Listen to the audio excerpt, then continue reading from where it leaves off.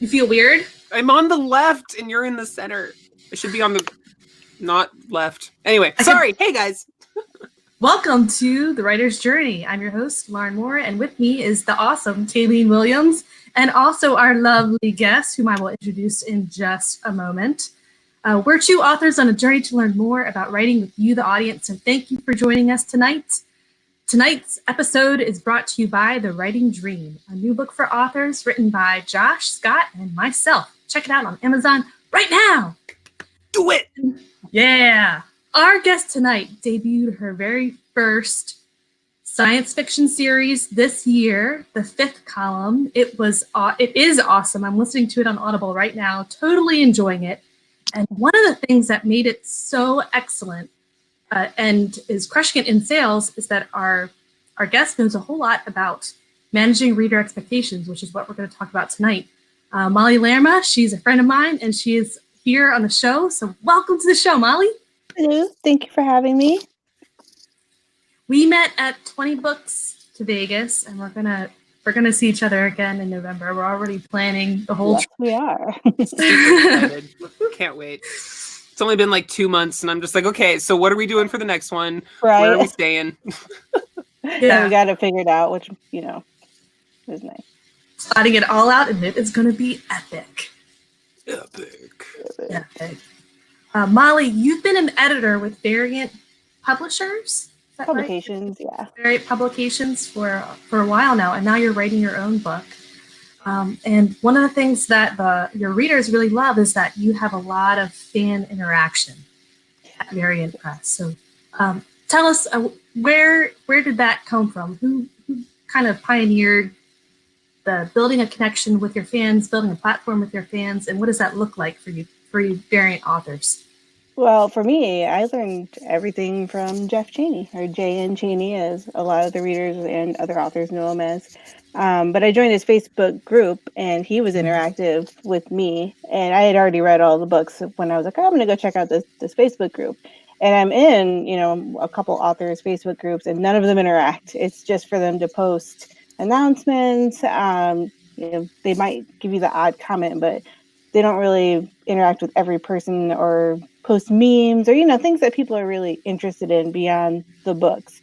So that's something that's really good about J.N. Chaney's group, that we all the authors, not just me, like the co-authors and J.N., we interact on a daily basis, and we read the comments too to see what people are saying and what they want to hear. And then we take the time to really engage, which I think is kind of unique, even among other indie authors. So it's really neat to see. So you're saying that back in the day, you started out as a fan? Yeah, I was a reader first, and I think, and I'm still embarrassed, but I caught a typo, and I didn't want to put it in the group. So I messaged him and said, hey, I just wanted to let you know that I found this typo. And then I did it like 5 more times. I was like, I'm really sorry. I don't mean to nitpick or anything. I just wanted to let you know in case you didn't know. And then eventually that birthed the whole like, hey, do you want to beta read for me? And then he put out a call for an anthology, and I put in, and he liked it enough that we kind of started writing together. So it was kind of like it blossomed into a full-on partnership. That's awesome. Actually. So your series, the 5th column, where did you guys come up with the idea for that series? So, as you know, he's got a lot of spin-offs from his Renegade Star series, and he asked me if I had any ideas on more and, ways that we could expand the universe. And for me, I was like, well, in sci-fi, you don't see a lot of girls, especially as your main protagonist. And then there's also the bad guys of the main series, and you're kind of like, well, there's got to be another side to them that isn't so bad. There's people there that aren't so bad. So, I like to tell their story, and he liked it, and we kind of came up with the outline together, and then here we are. We're on book 4 right now. So the first 3 are already out. 2 of them are audiobooks. The 3rd one's coming, and then the 4th book will release in a couple months. Ooh. All right. So if fans are interested, they can find you on Audible, and they can find you on Amazon. That's correct. But it sounds like your whole journey into writing, it started with a fan group on Facebook. And it's still being fueled by the fans. Yes. The inspiration, the fans are keeping you going. So tonight's topic is about managing reader expectations. what are reader expectations and why should we care about them?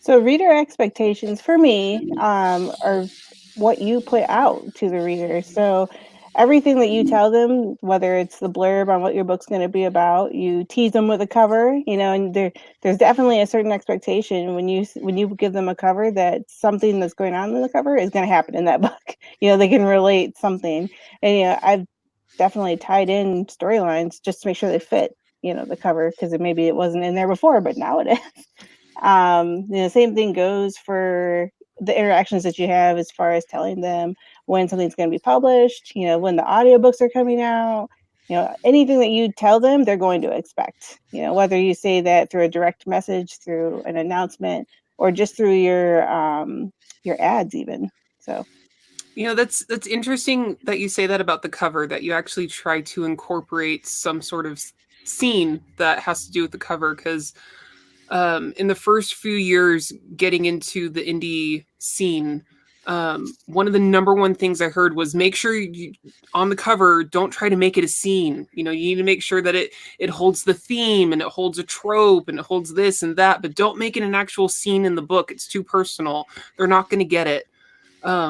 But it sounds like you guys are kind of finding a way to marry the two. You're keeping with the genre, with the trope, while simultaneously, having that expectation met of you get to see this, read this tiny little, nugget of awesome.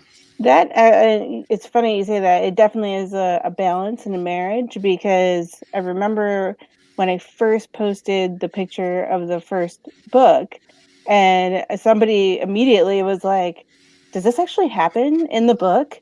Because it was kind of like, there's ships going and then like all the main characters are kind of like dropping down, which is impossible. And I think that's what they were getting at.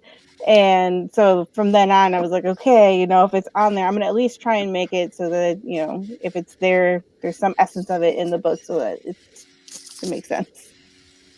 So what role does the cover play in like setting reader expectations? I'm sorry, what was that? What role does the cover play in setting reader expectations and creating them? So I became a fan. I picked up my first indie book because of the cover, right? Because there are some indie books that right off the bat, that's an indie book, and it's it could use a little bit more refining, or you see just something about it will give you the clue.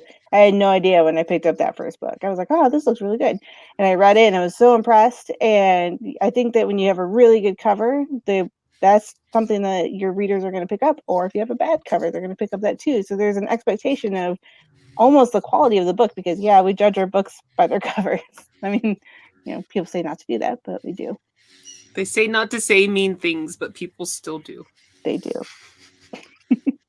As a reader, what are you looking for when you pick out a book on Amazon? Like the cover's playing a role. So what are you looking for in the cover that makes you want to reach out and click that book? Ooh, it really depends, because I read a lot of things. I don't read just sci-fi. I read sci-fi, I read fantasy, I read urban fantasy, I read some romance, a lot of thrillers and mystery. So it really depends on the genre for me, right?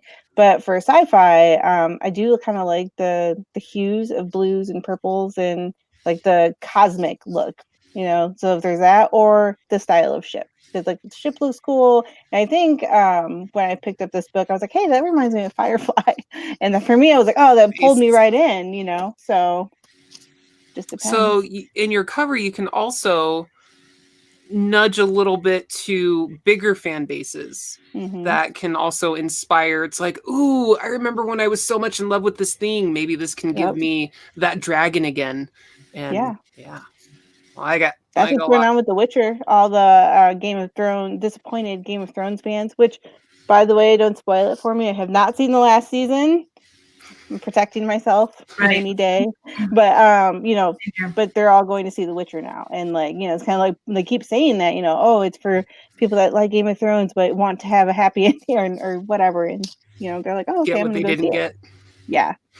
So if you're looking at your book and you're thinking, lovers of this series, lovers of this movie, lovers of this other book series or TV series, whatever, what have you, will enjoy my book, then you might want to get a cover that kind of evokes that, not copies, but evokes. Right. Yeah. You just kind of you want the essence, right? It's just something that triggers the good parts of your brain to like it, right? Like, and for me, I'm a visual person and I love certain colors. Purple is one of my favorite colors. So if I see a cover that is it's done really well with, nice hues, then I'm gonna like click on it. And then from there you go to the blurb. And then if the blurb is okay, that has caught my eye 9 times out of 10, I'll do a sample before I actually buy it. And just make sure like the first couple pages are what I'm looking for. What are you looking for in a blurb to set reader expectations? Or when you as an editor are writing a blurb, or for you as an author when you're getting your own blurb, what's your goal, your target for that blurb? The blurbs are hard. They're so hard to write. A lot of people have trouble with them. I have trouble with them. I just now started like really being able to like do it in like one shot, but it's taking all the best parts and like all the stakes and putting them in there and really hooking them without giving them too much information and making it interesting. It has to like something about they want to have a question answered in the blurb, right? So there's a problem and they want to know how our protagonists are going to fix it. That's definitely something I see a lot of people struggle with in their blurbs. Is it's like, I don't want to give anything away, so they either give everything away without actually giving anything away, or they really don't say anything. But I like that. It's like if you give them one nugget, they're gonna want to go in there and see, how does that nugget fit into the world? How do they get to that nugget? What what exactly did they do to fix it, or whatever it is that you say in the blurb? So hopefully you don't just have one tiny thing, if it's not a short story that's going on, that you can do that. I like it a lot. Anyway, sorry. Yeah, Lauren Simpson agrees. Blurbs are hard. Yeah, True Confessions. I was writing a blurb for my own book 2 days ago, and to get inspiration, I was looking at your guys' blurbs. Oh. my blurbs are awful. Don't look at my blurbs. I was reading each one. You guys start off with a really strong tagline, and then you go straight into the main character's problems. You only have a few short sentences. You bring the reader to the complication, and then maybe to another big complication. The complications get bigger and badder, and the complications are more. And then your last line is something like, for readers who love Firefly, you will adore this book. Yep.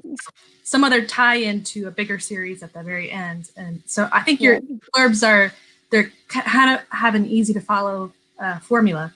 I mean, you can read it and like you said, any of the Renegade Star books, any of them, whether it's mine or Jeff's or Scott Moon's or Christopher Hopper's, and they kind of, because we all learn from each other, and it's kind of become, like we all work together to create like almost like one image. Yeah. And there's a lot of white space in that blurb. You have one line, white space, the next line. Yeah, it's kind of like a hard stop, like that way the sentences don't run together. And I think you'll probably find it interesting to know that all of us write our own blurbs. Oh, wow. So it's interesting that you can notice that throughout every single one of us, and we're all responsible for writing our own. Okay, that is really interesting though, because I was reading them. They were so good, I just assumed you hired someone. Nope. I mean, and every now it's true. And then, I mean, occasionally, like I'll help, but what I'll do is instead of me giving anybody the answer about anything, I will say, look, these are your points. Now make it interesting, or something like that. Like you give them like, well, this is what happens in your book. Put that in your blurb, but just don't give it all away. Or I'll say, hey, look at mine, and then like, how does your book fit into my blurb? And then like it all just goes around in a circle. Yeah. So I do want to add something. Like when you were saying, Lauren, it's they're short sentences, and then Molly, you're saying there's like the hard stops, the white space. When I was taking graphic design many a year ago, one of the number one things that they drilled into everybody's brain was that you have less than like 3 seconds to hold a person. Mm-hmm. So we were in the middle of needing to create posters. So we had to make sure that our typography and the way it fit on the poster could grab the person within 3 seconds, and they knew exactly what they needed to know in those 3 seconds. And that I really think that can definitely mull over into the blurb world. because I mean, there's so much text, right? On Amazon, I mean, they are surrounded in text. They've got text here, text there, text everywhere, right? You know, if you can hone them in just on your one little bit long enough to go to the look inside, or if they're on their Kindle or whatever device to, like you were saying, get the sample, that's hugely important. And Yep. I mean, honestly, I still think 3 seconds, when you think about it, it's like 1, 2, 3, they're gone. If you haven't caught them in that time, they're gone. Absolutely. Yeah, absolutely. Yep. Well, we're used to scrolling, right? We're all scrolling through our phones. And if even your friends post, and you love your friends dearly, right? But if you see a block of text, you know, you might. It's like, dude, you could have split that up like 6 times. Like here and here and here. You know what the best part is when it's this giant block of text and you do make it to the end and it says, Jeffrey Epstein didn't kill himself. Like, there you go. Like a new Rickroll. Yeah, when we're looking for a book, we're in scrolling mode. We're not in focus mode. So we want to get to the fun part quick. I want you to tell me in a blurb, this is exactly the book I'm looking for. And I want to know it in a couple sentences. I don't want to know it at the bottom of the 3rd paragraph. So something right at the start. But that's the whole hard part about blurbs. That's what makes it difficult. And I do always try to throw something in there that's either snarky or fun. Like I think in my last one I said, and she's got to do all this naked. And, you know, and it's like, whoa, you know, like why? You know, that's always something gimmicky or fun. But I mean, it happens. So, you know. True. It does. Okay, you were also talking about announcing to readers when a book is going to be released. Mm-hmm. You guys have a fantastic Facebook group, and you manage a really wonderful Facebook group. A lot of us authors, we still have to build up something like that. Mm-hmm. If we're thinking of building a Facebook group, what is the model that we might kind of pursue? What does your Facebook group look like? So I came into the Renegade Readers Facebook group. I think there was just over 2,000, and now we're at 5,000. In the space of a year, we got that many people. And I think a lot of that has to do with the amount of books that we're releasing, because, you know, on Amazon, we tell them where to find us. You know, you can come hang out with us in the group. You'll get some author interaction. But I think there's a lot of personality that for us that we put into the group. And so I almost treat it like my personal Facebook page, but without, you know, I don't post anything about my family. So I will post pictures of my cat. I will, family.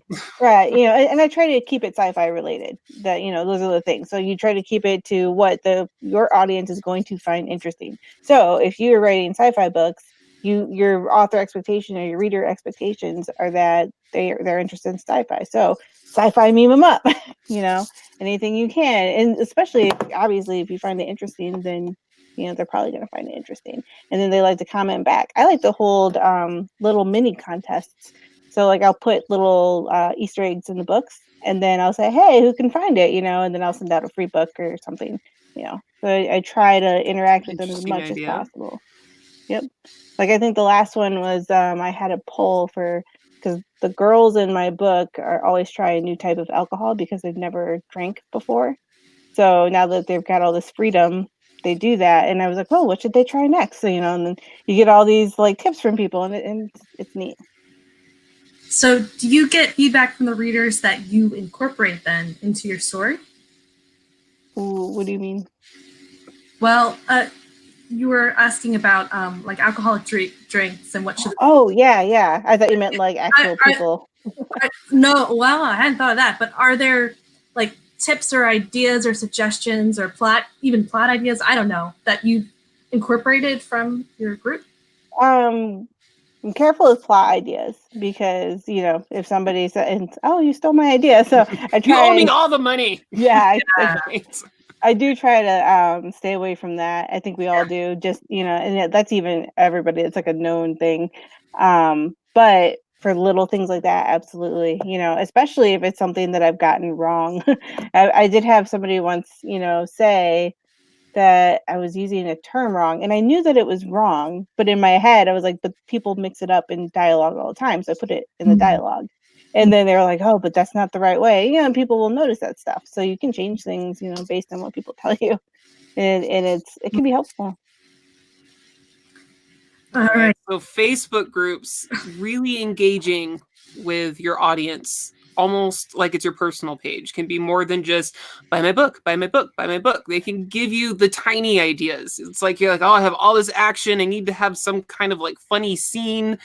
This dude, like you said, likes to drink. What should he be drinking? That could create 2 days worth of like polls and whatnot. If you have it in you, you could have, I don't know, imagery. Guess this is the drink he's having, the White Russian, because suddenly I'm thinking about the dude that drank the White Russian. Oh no, what'd you whisper? I didn't hear you. I said that's my favorite. That's why I said it. Mind melding here. A funny story about that too is when you do those small interactions, whether it's a drink or a small plot thing, then you say, hey, I put one of your suggestions in the book, and they all go check it out because they want to know which one it is. So that's another thing, because you can even, like, again, when there's so many spinoffs, the reader's attention is split too. So you give them something interesting to keep going back for. I like it. All the notes. Yes. Figurative. I should be taking them literally, but no, they're in there. All right. And then the other thing is for, establishing when your book is coming out, letting them know when the book is coming out, and then coming out on time. How does interacting with your fans allow you to meet reader expectations, or even to adjust those expectations along the way as your series progresses and changes and you start to get to know what the fans want from your books? So an interesting thing about managing readers' expectations is if you tell them, hey, our schedule for the year is we're releasing one book in whether it's across all names every week, so every Sunday expect a release, and they're like, okay, we get it. And then you put out the schedule and you're saying these are the books that are releasing on these days, so then everybody gets all excited, and they put it on their calendar, and they will, especially in different countries where the time zones are different, it's, I don't know, 7:00 here, and they're like, I got the book, and it's like, oh, it's not even out in the US yet. They're like, I can't even get it. But then you miss a day, right? And that happens for all of us, especially indie authors. We miss our dates. Just lots of things come up. But the more you interact with people, the more they're forgiving they are, because you didn't just miss a date. You can go and say, hey guys, I'm really sorry. We got caught up in editing. We wanted to put out the best book that we could. Something came up. We're going to be a couple days late. And 9 times out of 10, everybody's like, oh, darn. But you know what? We appreciate you guys putting in the work to give us a good book. Yeah. So that's something that, if you don't interact and your book is just late, then it's kind of like, oh. So that's good. That is true. It's like, oh, darn it. Now I guess I get to talk to you for a couple more days anticipating what's going to happen. Yep. They're already like, that's okay. You just give us a funny meme and we'll forgive you. It's true. I'll give you all the memes. I like it. What about reader expectations as far as what they expect to get out of your books? Like what they expect along the ride of the story? Ooh, yes. Does the Facebook group help you to kind of set those expectations and meet them and or adjust the expectations along the way? It does. So this is it ties into reviews too, because the comments in the Facebook group become like mini reviews, like you would get on Amazon. So you release the book and somebody will come out and say, oh, well, it was really fast paced, but I didn't like this. And if enough people say that, then you know that, yeah, you got a problem. But you also have to realize that it's subjective. So while it might resonate, everything that you did might resonate with most of them, there could also be a few. So you can't like change the book for just one opinion. So you have to be careful and do that balance. Brain blast, right? Okay, so people are loving certain characters. They're loving like, hey, but whatever happened to this random thing that happened that this person keeps bringing up? I want to know what happened with this thing they keep bringing up. You could do like a mini short story. I don't know. Maybe it turns into its own series. And we do put short stories in there. Those are always nice. Right? But if you're not interacting with your readers you like wouldn't that, know. Yeah, you wouldn't know what it is that they're really like conglomerating on and want to know more about. Because I know that we as authors tend to like protect our hearts, because it can be a little fragile when you get like, no matter, as much as we know things are subjective, as soon as one person's like, oh, I didn't like it, 2 stars, and you're like, oh, my heart. but yeah, that Love can be me. it can be super helpful to see that, and then you look at it and you say to yourself, oh crap, I kind of forgot about that, like I wrote that in and I didn't follow up, and like, that's a reader expectation. You made a big enough deal about it that they noticed, and then you didn't follow through. So you got to make sure you can circle back to do that. Whether it's, a short story or a prologue or something, you got to put it in there. Right. That criticism can hurt a lot, but if you look at it as opportunity to make the next book better, an opportunity like for growth that you would not have seen otherwise, then I hopefully that helps to handle the criticism, Yep, it does. I mean, if you can take the criticism and turn it around and make it constructive criticism, then I think that only makes us better writers. I agree. I completely agree. Can you think of an example of some way your books or your series got even more epic because of feedback from the readers? Ooh, yeah.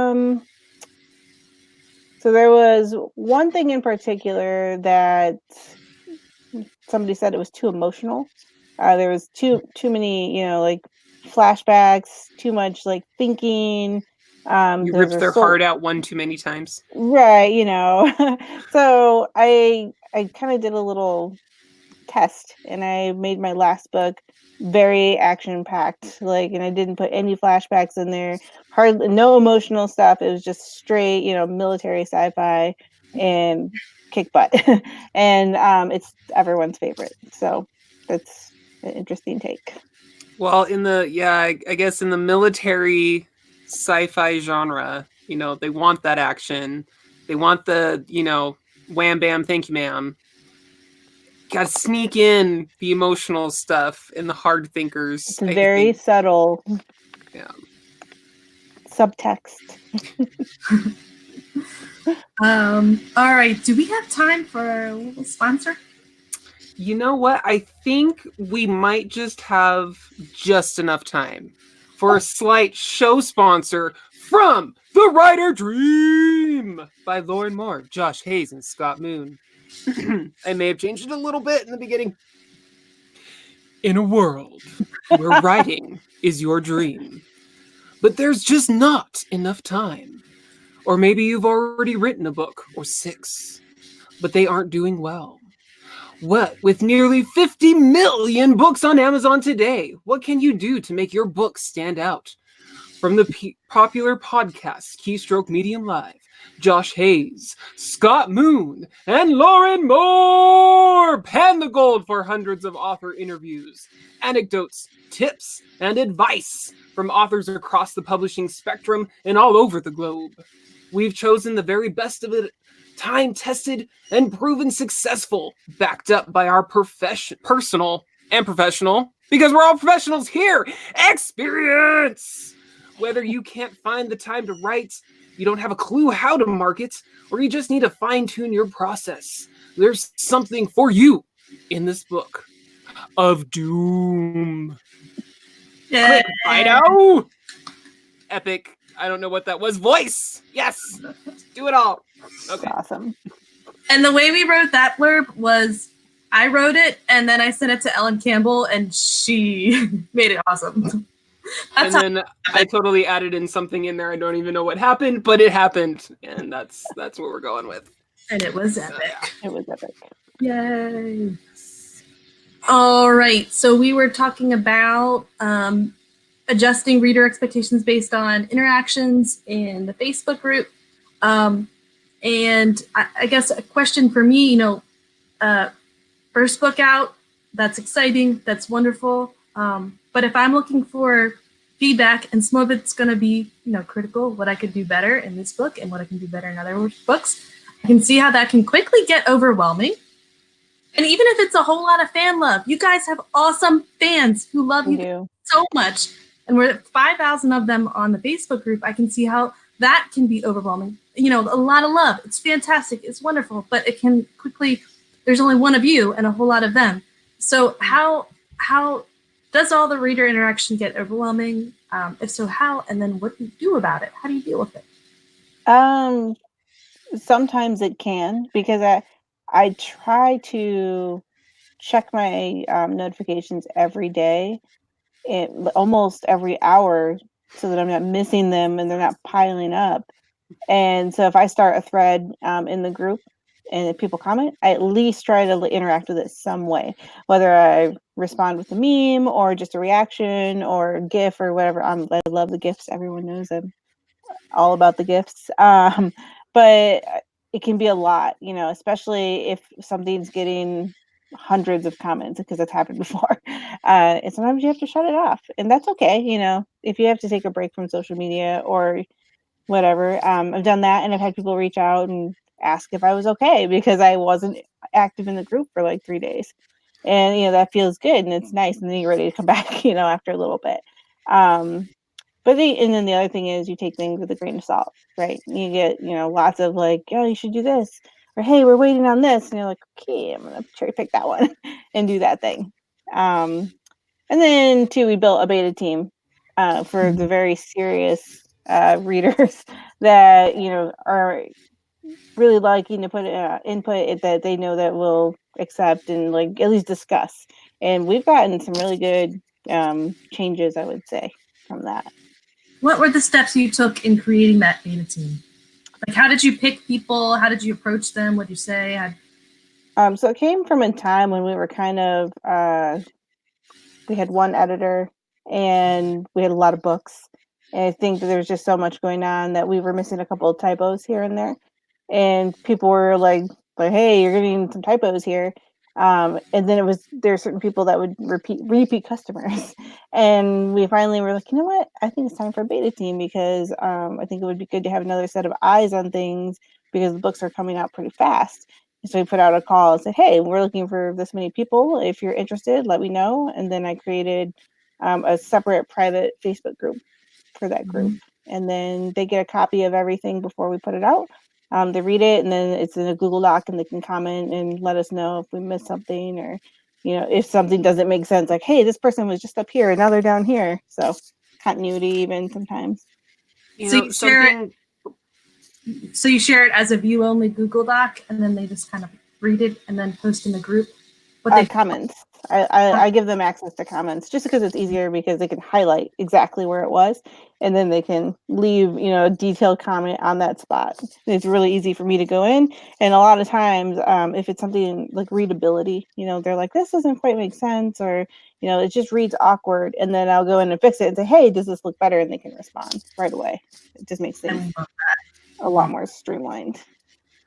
And I also want to add that it was very, very subtle. And it's one thing that I think a lot of us in the indie world, especially when we're first starting out, you did not do this out of the gate. You were a reader first, right? And you're like, hey, typos. And he's like, you know what? You're a writer. Let's do stuff. And like, now you're writing. The Facebook group is growing. You got one editor. People are now like, typos, typos, typos. Okay, we definitely need a reader. It's a building process. Mm-hmm. You come out of the gate, all the things, right? It's like, okay, what can we do first? What's the very first thing we need to do? Well, definitely an editor that I trust. And at least let's get that Facebook group going, interact in it.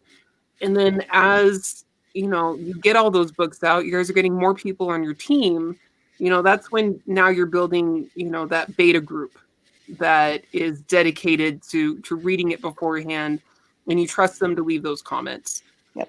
I really wanted to point that out, that a lot of the things that we talk about in here, they don't happen all at once. They happen. No, they don't.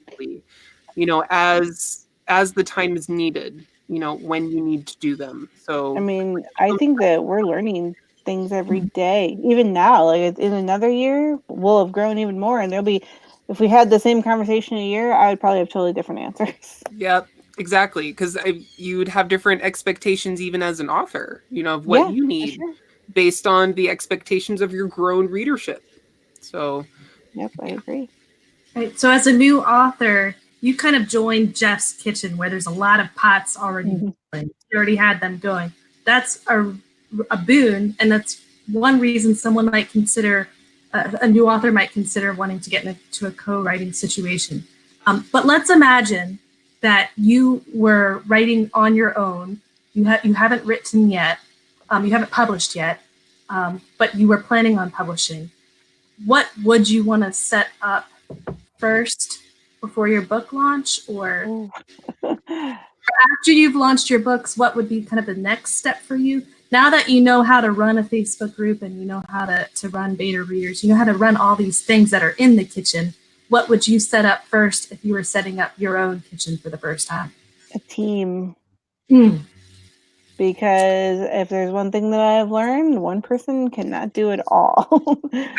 So I think a circle of people that you trust with your, I mean, it's your brand, right? I mean, that you're putting out there. I mean, and as much as we love writing, it's a business first. If that's why you're here. I mean, some people do just write and that's fine. But when you're writing, to make a living, you have to get people that you trust and they have to put a certain amount of trust in you.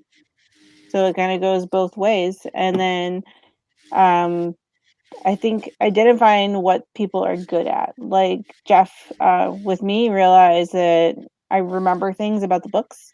So a lot of time, something will come up and I'm like, hey, that we already said that like 3 books ago. Can't do it. So, then your editor, like you have the one that's good at copy editing, and then the line editor or content editor. That's what I do. Like I don't do the grammar stuff. That's what Ellen Campbell's Thank for. you. Right? Yes, the dev, some line. Yep. Don't send me copy. Nope. I can tell you that sentence looks wrong, but I can't tell you why sometimes.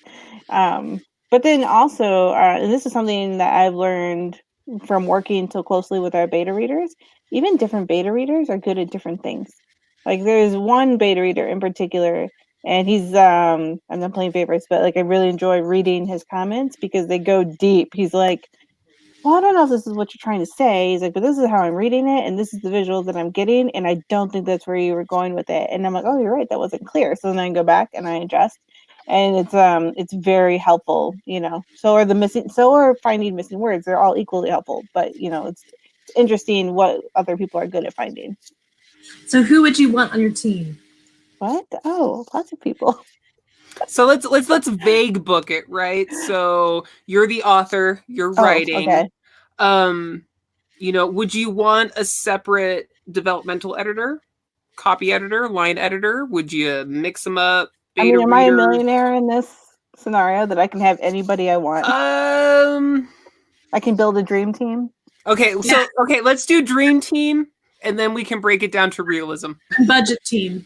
Dream team and budget team. There you go. Okay. So yes, I would have one of each. Heck, let's because go for fresh double. eyes are amazing. Yeah, because I've read books for content editing, and my mind sometimes will skip over words that are missing or wrong. Like it read it right because it knew what it was supposed to be. Or I can read it and then go back again and miss stuff again just because I read it already.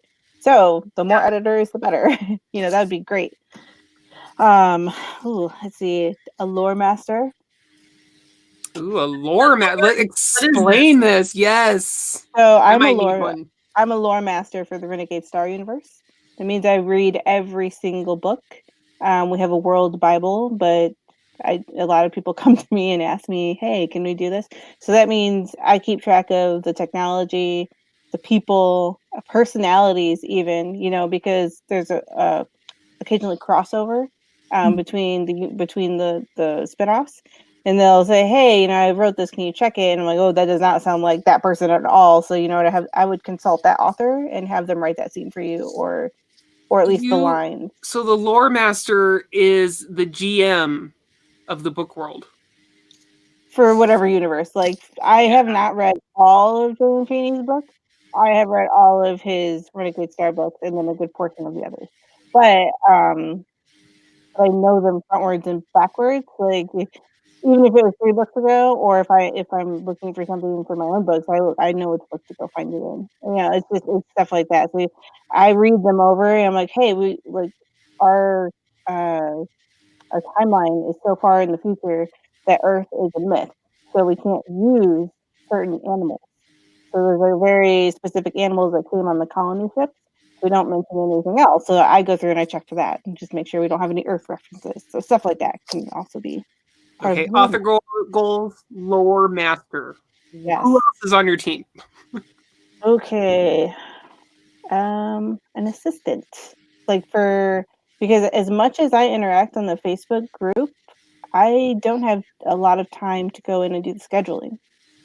So somebody that can go in for you and post the schedule, events, updates, announcements, stuff like that, that's more time consuming to me than like going in and liking something or responding to a fan. So that's somebody I would want on my team. And then obviously you want your cover artist, whoever's going to be doing your uploading formatter, if you're going to have one of those, and that's for both print and words ebook. I remembered it this time. Yeah. And for me, tax guy. I do not do taxes. Sorry. Yeah, that's a good one. Sorry, Lauren's budget. Sorry, not sorry. Get someone else who knows what they're doing to do your taxes. Yeah, that's not me for sure. So on a budget, I'm going to start with this lore master thing. Lauren over here is definitely could be a lore master because I know she is like, the bomb diggity with the world Bibles. But if you get to a point where you have a super fan and they're like, it's driving me crazy that none of this stuff is like getting in order, or I just so desperately want this to be in order and put it on the Facebook group, as, the definite document of stuff. And you'd be like, thank you. Yeah, absolutely. We'll send you a poster. What size you want? 12 by 18 of the first cover? What you want? I'll sign it. Right? Yeah. And then they're your lore master. And what did it cost you? A poster, and some shipping. So that could be a budget thing if you want someone else to handle giant worldness stuff. That's definitely a big deal because I can tell you that I think Jeff just posted he put out his 50th book. And Good Lord, and I can't remember how many of those are Renegade Starbooks, but I've read all the Renegade Starbooks, and it's this, even for me, it's a lot. Like, I do find myself consulting the books more than my memory lately. So, once you get that deep, like, honestly, you get past book 4 and 6 and you're just like, okay, what the heck was book 1 about? Yep. And I also go back and listen to them on audio because it's kind of interesting to hear how the narrator says things. So you want to make sure that that's crossing as well. And then things stick out in the narration that don't in the books, like just reading them. As lore master, are you keeping this all in your head, or do you have a document that you're kind of keeping it all together in one spot? So we do have world books that we use that tracks what, like, the big points that happen in each book. I don't use it though. I use my head. But I do occasionally. It's rare though. I read it and I just know. I don't know how, when you are so well versed in a subject that you just don't even look at the textbook anymore. That's how I get sometimes. Yeah, I keep a tracker. I keep a tracker with the characters' names, with the locations and stuff, with any words that are made up. Part of that is because I want to know spelling. I want to keep track if a character dies, so you don't forget that they're dead and then they appear in a scene again. Yeah. You want to keep locations so that if your characters want to go back, that you've got the kind of details about the locations correct. Especially if you've blown something up, you want to remember. The other thing, this is really important, is you got to share it with your editor so that the editor, when they're checking the spelling and the capitalization and stuff, they don't like unfix all of the names that you have fixed. If you want a rank capitalized or not capitalized throughout your book and you use it 30 times and your editor goes and changes them all the other way around, especially if it's in some cases capitalized and other cases it's not. Yeah. Then they wasted their time, and then you'll have to go back and you'll have to waste your time. So you make a Bible like this so that you have it, but then also that's key. Share it with your editor so your editor can use it too, and then everyone saves time. That's a really good point. I don't know that I've checked our world book to see if spellings are like, because there's terms that we have, like you just said. That's really good. See, I'm learning even more. Like as a reader, going through a book, and maybe because I'm also an editor, I get it ingrains in my head, this is the way it's spelled, or this is how it's used. And then if it's suddenly like different for an awkward amount of time, like suddenly it's different, I'm just like, that's not how you do that. That's not how you're supposed to do that. It needs to be like this. Why is it suddenly different? That is definitely a way of meeting reader expectation. Certainly spellings, because after a while, like, it becomes the word you don't read, even though you're reading it. So if there's supposed to be an I and it's now an E, a reader's, it's like, is this a new character that the only difference is an E? And then, they don't know. Yeah. It's confusion. All right. So with managing reader expectations, so far we've been talking about one author dealing with their own readers and being able to establish those expectations and meet them and even adjust if the readers want something more out of your books or something less. What happens if you want to co-write with another author and bring them into your universe? How do you continue to meet reader expectations when now you're bringing in a whole new mind into writing your books? I think first you have to check your compatibility. Whether that's reading that person's books, whether you're the co-writer or the main author, like checking each other's work beforehand to make sure.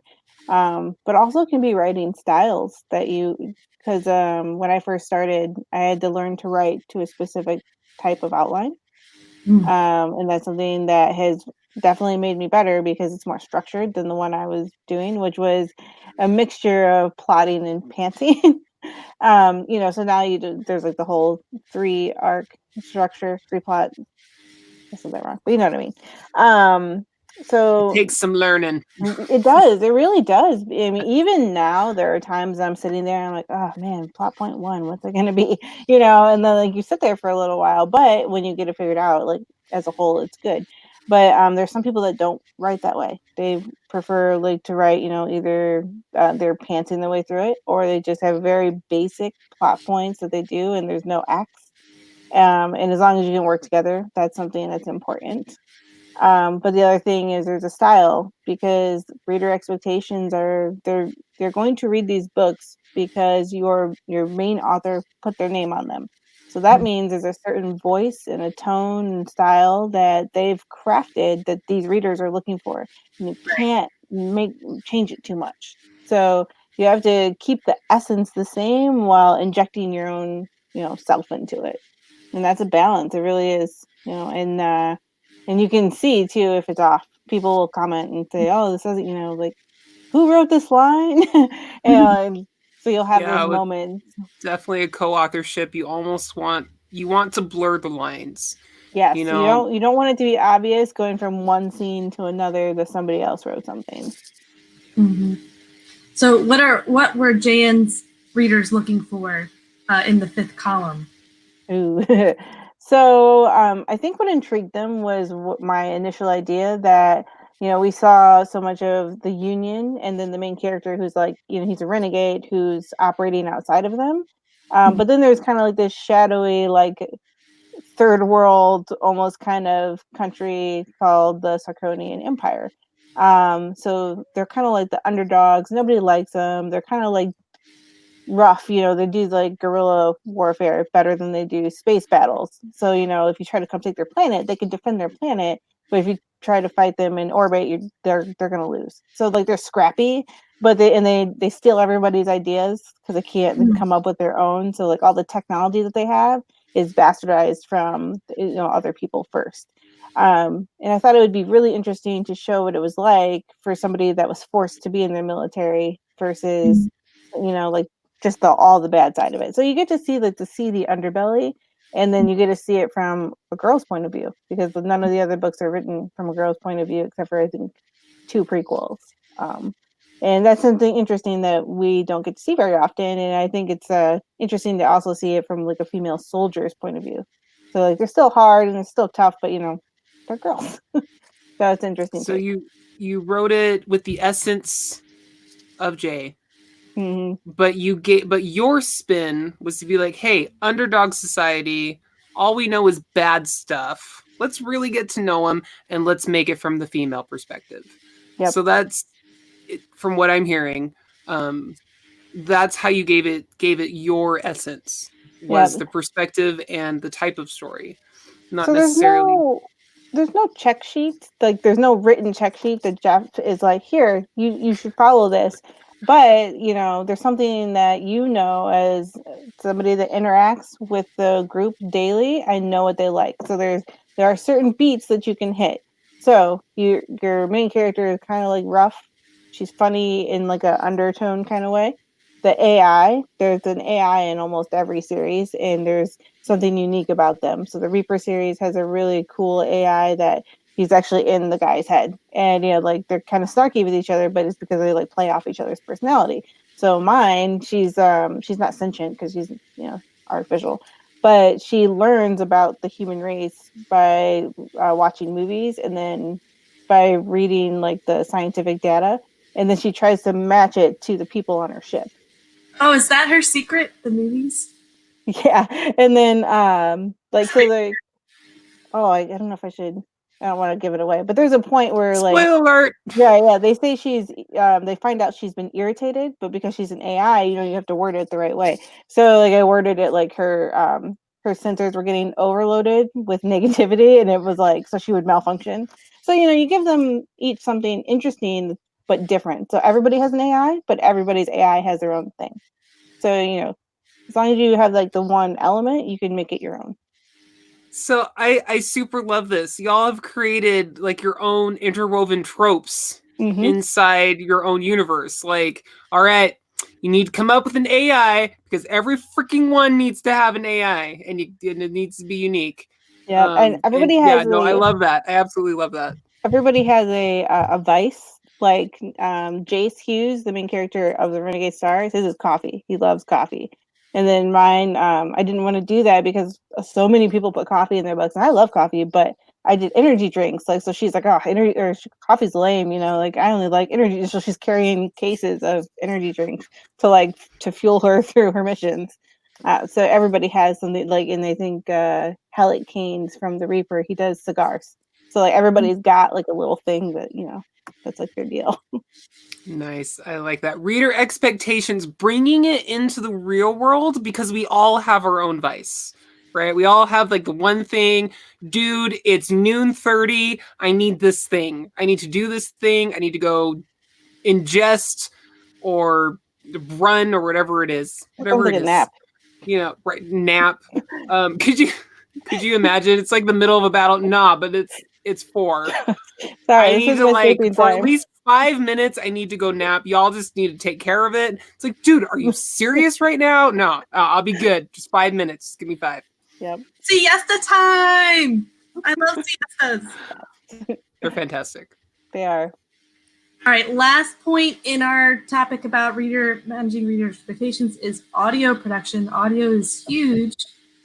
You told me that before we had this episode. We have to talk about audio. This is really important. This is really key. So, yeah, how do you prepare your book for audio? What is the market looking for out there with the audio? How's it different from print? All of that. Okay, so everybody has favorite actors, right? And actresses. What kind of movie Vin Diesel's going to play every time. And The Rock is going to do something. So there's definitely a list of favorite sci-fi narrators that people, if you say, hey, we got Luke Daniels, they're like, oh, Luke Daniels, so they get very excited. And so you get to pump them up by giving them somebody that they want to hear. So that's the first one. The second thing is that I have learned, and I've also read it from like trad authors that are writing those Audible originals, that they don't come out on Kindle or book form for 6 months, that they're audio only for 6 months. So they have to change the style of writing so that it matches narration versus readership, which is totally different, I've learned. So words that disappear in your books, like the word said, dialogue tag, they're very, very noticeable in narration, because a lot of narrators will say the dialogue and then say pause and go, she said, It's like, and then move and on. then the amazing thing happened, she said. Right. Oh, it's really weird. And it sticks out. It really does, because while it tends to disappear for you while you're reading, if you have 3 like I said, she said, they said, and then you're like, oh, they're saying said like 10 times, so you have to watch out, and then it really changes the way you write. So that is something that you have to be careful of, because your readers will notice it and then they will say it. Like, I think we recently had one, and I'm sure people that are watching will probably know what I'm talking about, where all the authors were using the word smirk, and they pointed it out. They're like, oh, you guys are using smirk so much, and it's so annoying because we hear it all the time. So we've eliminated it from the books. All right, so you're saying cut back on tags, also cut back on your own repetitive language, but also if other authors in your same genre are using a lot of repetitive language, be cognizant of that and take that out of your writing too if you can. Wow. Yeah. That's a lot. And that's only just the tip of the iceberg. There's so much more that goes in, you can write a book on the audio parts. So what I'm hearing is we definitely need to have an episode on tailoring your writing towards audio, if that's your thing. Yeah, I mean, that could definitely be an episode. Well, just real quick, what are some listener expectations then for, aside from a really great narrator who kind of fits your genre? Do you mean as far as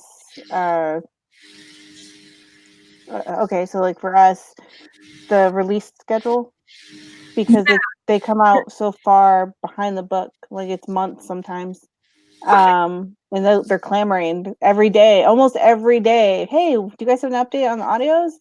And they're very interested because we get good narrators. So that's something that we try to update them as soon as we have information, we give it to the group. So there's stuff like that. So I do have a secondary question. Sure. How far in advance then, especially for all of our authors out there, are you like planning these things, right? Because you get the book done, right? And it's all edited, it's all the pretty cover, and it's like, oh crap, audio, that takes a shit ton of time. Let me tell you. It takes some time. How far in advance do you guys normally operate before you're planning the story? Are you already like, all right, we're gonna get this to the narrator beforehand, or is it like, where's your time frame? We actually give them the edited copy of the book the day the book comes out. All right. So and that may change in the future, but at the moment that's kind of like how our schedule works. And then when they come out, we let them know, and it can be a long time because just as another example, because he's the main narrator, Luke Daniels is booked up months in advance, and I don't know that even if we gave him the book a year early, it would probably still take some time. Like, we'd be lucky, So I asked. That means if you're booking the narrator months in advance, that your editing schedule, your writing schedule, and your editing schedule needs to meet when that book needs to get to that. And it's almost, and I don't want to say it's impossible because I'm sure people do it, but it's with the release schedule that we have, where you're putting out a book sometimes twice a week, it's almost not possible for us, because sometimes we're editing up to a week before release date. So wow. I asked that because that in it of itself is setting a different reader expectation. Mm-hmm. So your audio listeners, when they see the paperback and the Kindle drop, they're like, all right, maybe 1 to 3 months, we're good, we're solid, we're golden, we're gonna get it good. Yeah, most And people know they don't come out on the same day, which is because obviously traditional publishers can do that. Everybody, when the book comes out, all of them are ready to go. And most indies, I don't think. Well, some do. Some do obviously, but our group has been conditioned to know that hey, sorry, that it's going to take at least 3 months probably from this book's at least. and I just want everyone out there to know that it is okay to do that. Yeah. Right? You set your own expectation for yourself, and the readers will, they'll follow that line. What you can do, what you can give them, interacting with them on the Facebook groups, the Instagrams, the Twitters, wherever it is that you are. If this is what you show that you can do, how you deliver, then they'll wait for you because that's what they'll expect from you, which is what this whole thing is about. Give your readers the expectation that you can deliver. Yep, this is true. And it's okay if you don't always deliver as long as you are communicating. Oh my God, communication. Yep. Seriously, that is like my number one thing. Like if you can't, give it to me on Tuesday, then tell me and it'll be okay. But if you make me wait 3 days and I have to contact you, I'm going to be pissed. Yep. Communicate with me. Let me know. Tell me these things. It's all be okay. Yep. Good. All right. Any last minute questions? You're over here now, Lauren. I think we hit up everything that we had planned. There was one thing. Ooh. Did we miss something? Oh, yes. Our subjective keystroke sticker. Is that the thing, Molly, you were thinking of? No, I was thinking about reviews. Oh, and reviews. Because there was a thing that you were asking about interacting with fans and reviews. Mm-hmm. All right, let's do that first, then subjective sticker. Yes. So the one piece of advice, because we all know that the Zon does not appreciate any type of manipulation or coercing of reviews. So I like to make it very obvious and clear that anybody can review anything on Amazon, no matter where they bought it. If they bought it at Target, Walmart, Barnes and Noble, as long as they purchased it or read it or whatever, and they have an honest review, they can leave that review on Amazon. But also, I always strive to get honest reviews. Like I never ask for a 5. No, hey, give me a 5-star review. I say, hey, if you read the book and you want to leave a review, I'd love to read it, and something like that. And don't put any pressure on them. Mm. Yeah, I think that's like a trust thing, right? Because I read recently where somebody said, if you don't give me 5-star reviews, I don't want you in my group. And I was like, oh, I couldn't imagine, Yeah. You are not always going to write a 5-star book. This is very, very, very true. Yeah. So, yeah. So be just as gentle with them as you want them to be gentle with you. That's really good advice because in the moment, as an author that you need the review so much. So you might be tempted to put on a little pressure because you feel all that pressure of how important it is to you. Mm-hmm. But you gotta respect the reader. You gotta respect your audience. I can't tell you how many times I'm in an app that I love, and it's like, "Do you like us? Review us." I'm like, "No." It's like, give us a star review. No thanks. I'm just like in the middle of something, and I'm like, "I'll go back." Like you interrupted my game age. Exactly. I've got 30 minutes for this. Yes. So you have to be cognizant. Like it's a busy world. People are scrolling. So give them a reason to leave a review, and then suggest but don't push. Right.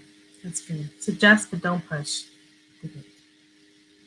And I hope my booming voice hasn't been too loud for people. I just realized that I've been half screaming when I do it. I didn't think it was loud enough. Oh. Warm up the vocals. Really get this going. Okay. All right. So subjective sticker time. Who's going to give it out? Shadow has already won one. If Frisbee's still out there, he's won one. Who else has gotten one? I don't think Joaquin won one before, has he? Let me see. Let's see. We got Olivera. I probably said it wrong. I'm sorry if I did. Yay! or I mean, if I did say it right, yay. We got T.S. Hoddle out there. Got some Rick Partlow going on. I was reading let's that as see. T.S. Hottie for most of this, by the way. T.S. Hottie. There you go. Mr. Hoddle. You are now T.S. Hottie. Let's give it to As Molly Joaquin. says. Let's give it to Joaquin? Yeah. Joaquin. Let's do it. All right. Joaquin, message me. Lauren has spoken. I subjectively picked you. You are the chosen one. Yes.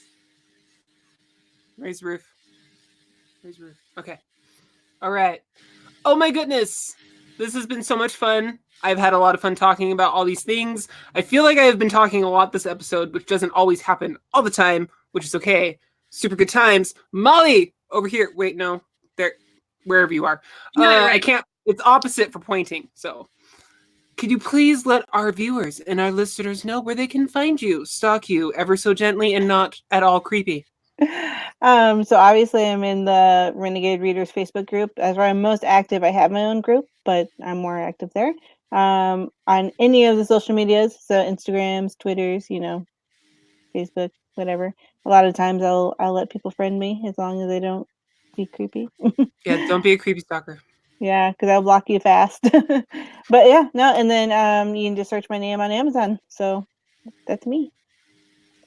Alrighty. Thank you so much, Molly, for being Thank you, here, guys. being with us, talking with our viewers, our listeners, and everybody. Remember, we are trying to get to 1,000 subscribers because it would be amazing. It would be amazing for me. It would be amazing for Lauren over here, and Josh, and Scott, and everybody else on the Keystroke team.